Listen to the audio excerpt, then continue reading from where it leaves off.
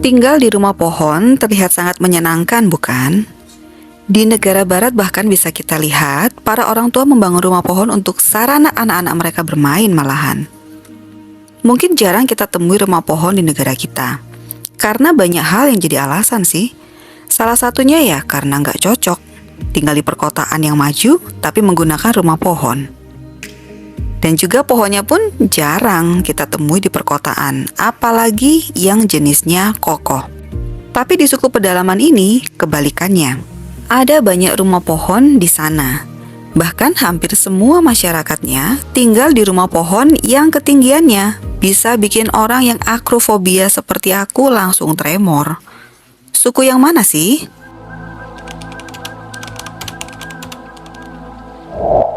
Hai sobat, selamat datang di Voice Story. Makasih udah mampir ke channel aku ya. Kali ini aku ingin mengajak kalian untuk mengulik satu lagi suku unik yang masih sedikit diketahui oleh kebanyakan orang. Untuk itu, kita harus masuk ke daerah pedalaman yang rimbun dan masih alami ya sobat. Ini adalah pedalaman provinsi Papua. Benar-benar masih rimbun dan alami karena memang jauh dari dunia luar. Ada banyak suku asli yang berdiam di provinsi ini.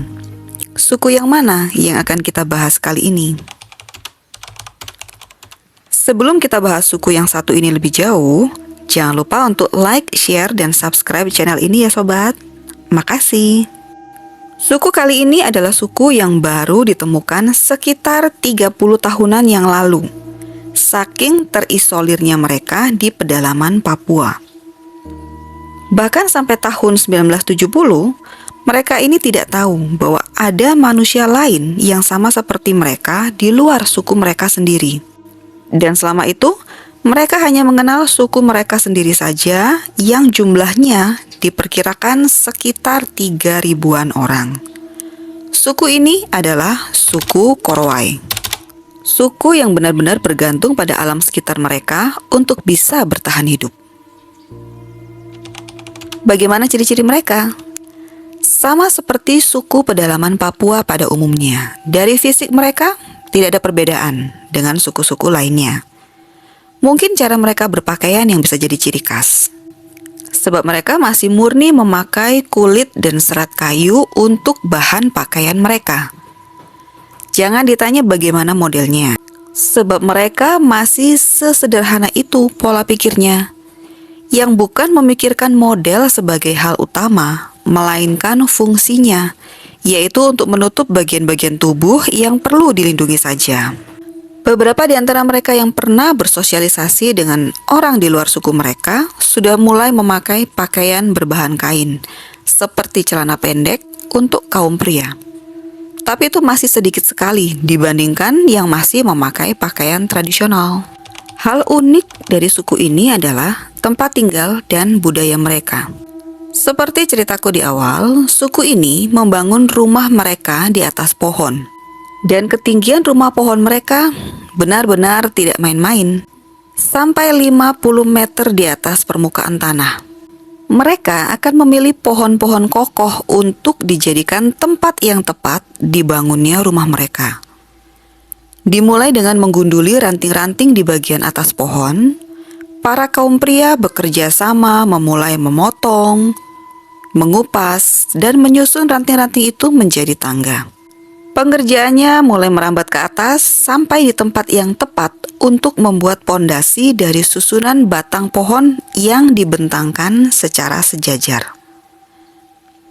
Mereka lalu membuat lantai rumah. Tiang-tiang menggunakan perpaduan ranting, akar, dan rotan sampai di bagian atapnya yang disusun dari daun-daun pilihan. Pembuatan rumah mereka ini tentu saja tidak mudah, tapi ternyata dengan medan pembangunan yang seperti ini, tetap pembangunan rumah tinggal mereka lebih cepat daripada pembangunan satu buah rumah di perkotaan. Mereka hanya butuh waktu 7 hari untuk membangun rumah itu. Karena mereka sangatlah menjunjung tinggi kepercayaan nenek moyang mereka, tentu saja ada ritual-ritual yang tidak boleh dilewatkan saat pengerjaan pembangunan ini.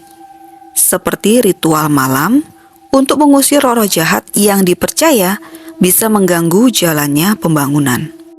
Alasan kenapa mereka memilih rumah pohon untuk tempat tinggal adalah karena suku ini percaya bahwa rumah tinggi atau rumah saim yang sudah dibangun secara turun-temurun sejak nenek moyang mereka ini punya tujuan yang baik, yaitu untuk menjauhkan mereka dari ancaman binatang buas dan juga gangguan roh-roh jahat yang disebut dengan laleo.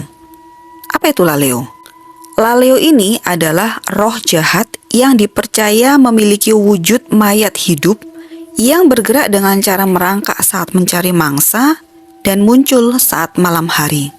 Selain itu, karena sudah dilakukan secara turun-temurun, tinggal di rumah pohon seperti ini membuat masyarakat suku ini merasa lebih nyaman, sehingga mereka bisa tetap melestarikan tempat tinggal mereka sebagai budaya dan adat istiadat. Konon katanya suku ini termasuk suku kanibal, benarkah? Iya, suku ini masih mempraktekkan kanibalisme dalam kehidupan mereka. Tapi dengarkan dulu penjelasannya. Mereka melakukan kanibalisme ini sebagai bagian dari sistem peradilan dalam suku mereka. Sebagai suku yang masih hidup primitif, mereka tidak mengenal yang namanya penyakit. Bagi mereka, saat mereka terserang flu atau batuk atau demam atau penyakit yang ringan lainnya, pengobatan menggunakan bahan-bahan alami biasanya mereka gunakan.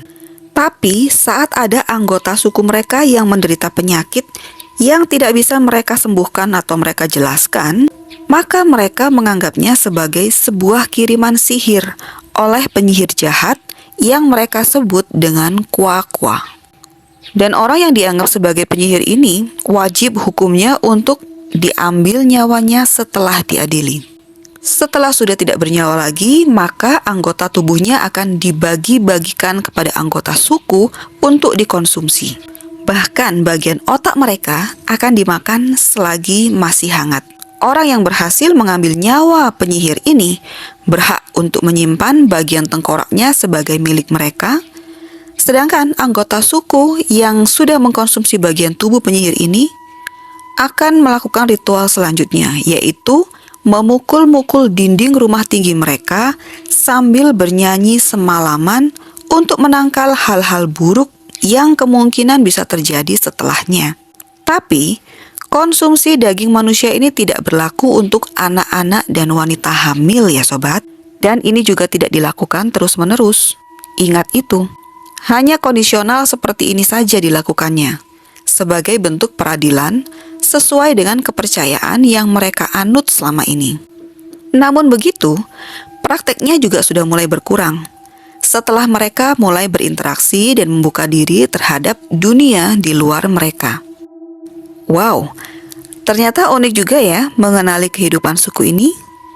Dari mereka kita bisa dapat pelajaran tentang menjaga warisan budaya yang tidak main-main dalam penerapannya.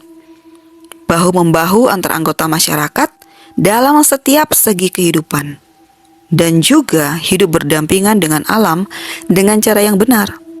Seperti mereka yang menjadikan sagu sebagai makanan utamanya, namun tidak sembarangan saja menebang pohon sagu di wilayah mereka. Hanya pohon yang sudah tua saja yang mereka tebang dan diolah menjadi sagu. Kira-kira suku mana lagi ya yang akan kita kupas berikutnya? Silakan tinggalkan komen di bawah. Sekian dulu teman aktivitas kali ini, semoga bisa menjadi cerita menarik untuk menemani aktivitas kalian hari ini. Sampai jumpa di Voice Toy berikutnya. Bye!